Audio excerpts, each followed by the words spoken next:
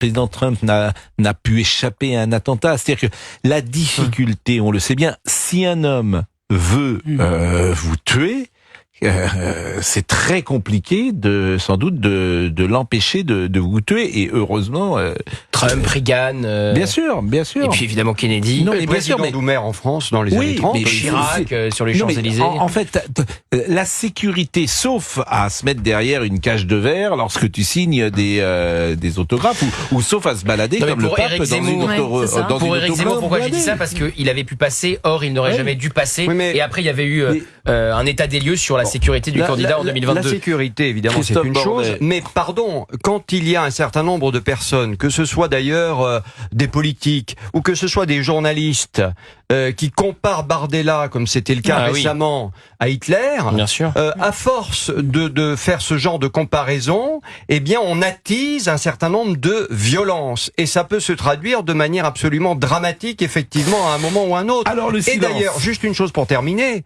Où est Emmanuel Macron? Pourquoi il n'a pas condamné cette agression de Bardella? Alors, moi, j'aimerais bien que le président de la République, il condamne cette agression politique.